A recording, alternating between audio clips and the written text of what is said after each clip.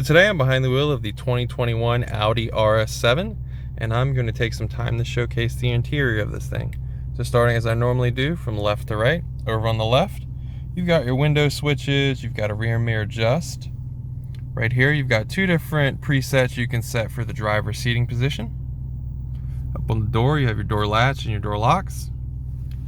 To the right of that you've got different lighting buttons, so you got auto, front and rear buttons as well for the lighting.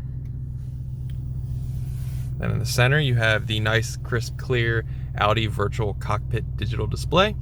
Now this display can be configured between 3 different screens. I'll showcase them when I get to the navigation screen when I adjust, and it's basically the RS Sport, RS Performance, and the RS Runway configuration. This is currently on the RS Runway configuration because I feel it's unique to the RS models, so I leave it on the screen.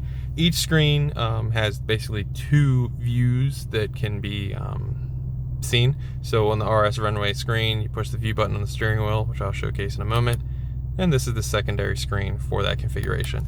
And I'll showcase all the configurations once I go through in the nav screen and showcase just tinkering around with the different configurations.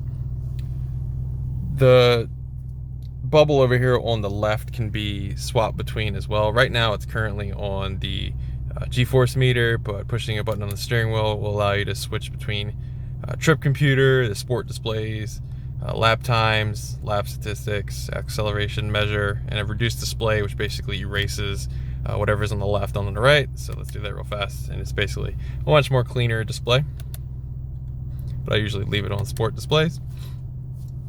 You can also configure the screen for your RS mode. So I'm pushing RS mode, RS1, RS2, and you can see RS1, RS2 adjusted in the center. Now moving to the steering wheel, how I was swapping all the details up there. This button right here, you push this down, pops up your options, and you scroll right here. You can scroll between those options, and pushing in is okay. This is the back button, basically gets rid of that. This button view is how you get to the secondary screen on each configuration. You got left, right as well, which cycles between the options at the top. So that's just the nav. So if you put it in the nav and then you hit view, you kind of get the map that everybody really likes with the virtual cockpit. Over on the right, you've got the RS mode button, which I was swapping between. So RS1, push it again, RS2, push it again, and then you're back to whatever the previous drive mode was. You've got tuner and volume control over here as well, and your talk buttons. On the back of the steering wheel, you've got your down gear paddle and up gear shifting paddle right here.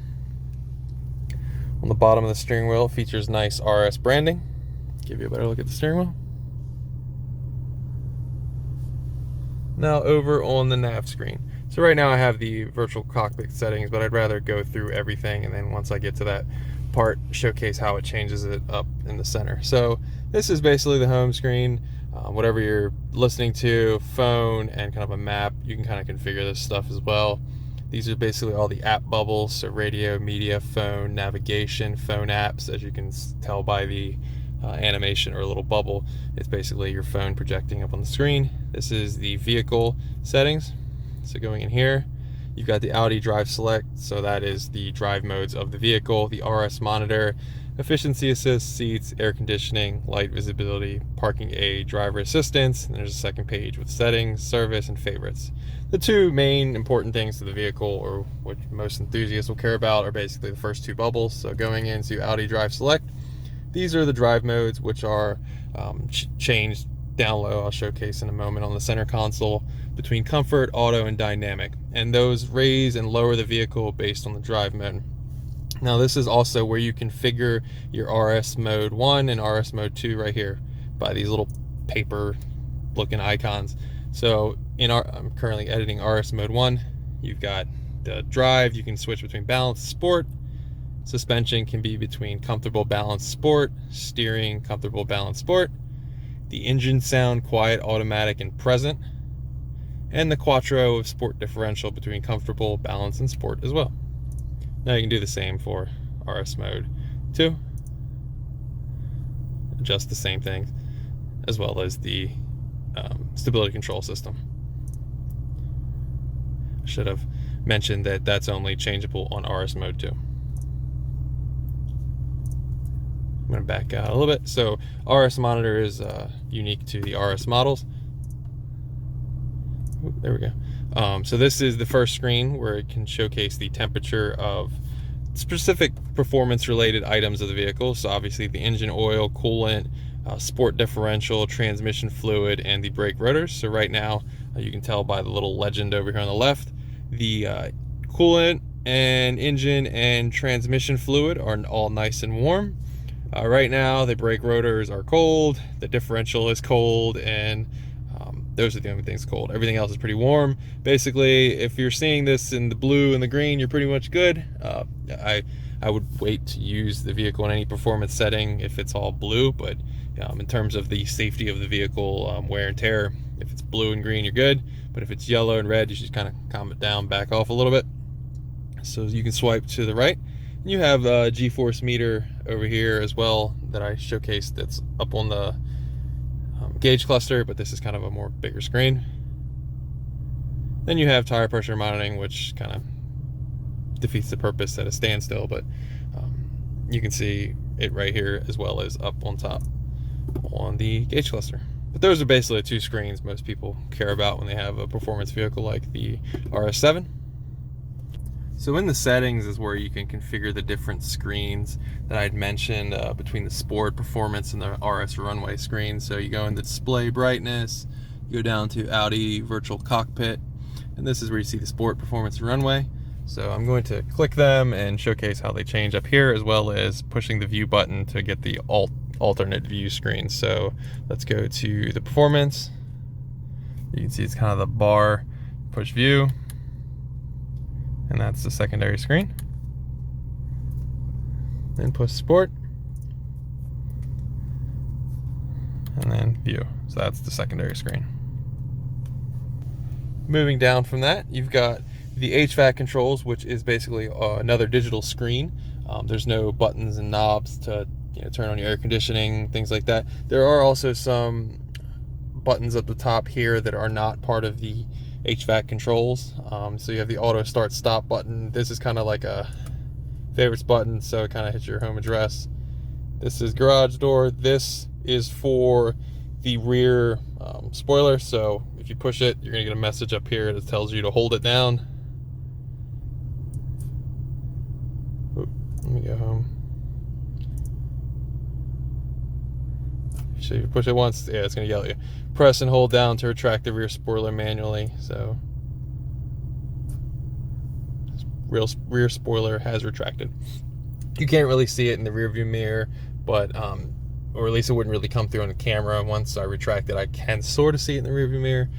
This is for the heads-up display, which doesn't really come through on the camera, so I'm not going to really showcase that right now, but this is how you can control it on and off, and it kind of popped up all the options for you. And this can turn the display off and tap to turn it back on. You've got heated and ventilated seats for both the driver and the passenger. Below the HVAC controls, this is where you hit the drive select, so up and down, and it quickly pops you with the Audi drive select between comfort, auto. You heard it maybe get audibly quieter,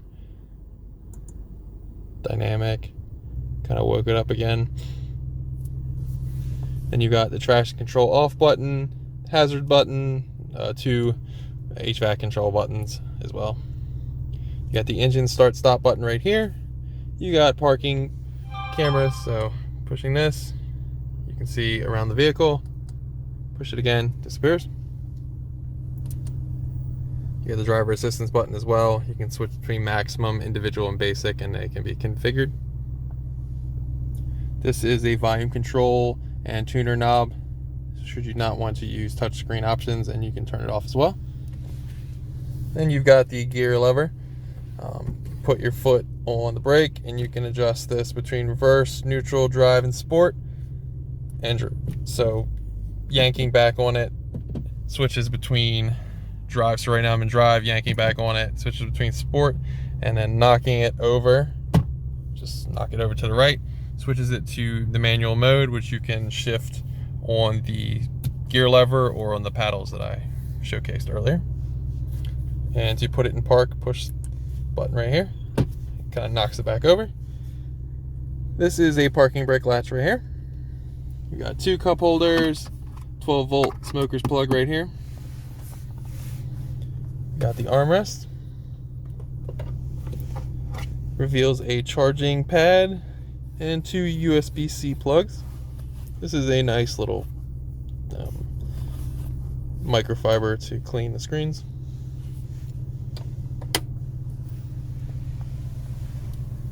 Got glove box. Features Quattro branding on the console in front of the passenger. It has a Bang & Olufsen speaker system throughout the vehicle. You can kind of see the branding right there. Features carbon fiber like material throughout the trim of the interior.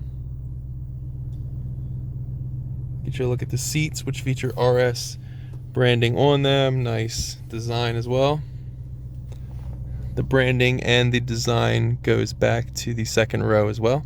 One thing that I should note that is not visible due to the lighting of this being in the middle of the day is the seatbelt plugs kind of glow in the dark.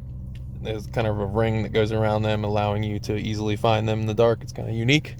Haven't really seen that in any vehicles, and you can't really see it on the camera, but I figured I'd call it out.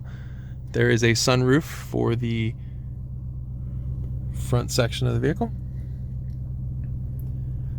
You have the sunroof controls. And that is pretty much the interior of the 2021 Audi RS7. If there's some feature that I didn't go too in depth on, or you have some questions about the interior, drop it in the comments below and I will find you an answer if I can. But thanks for watching.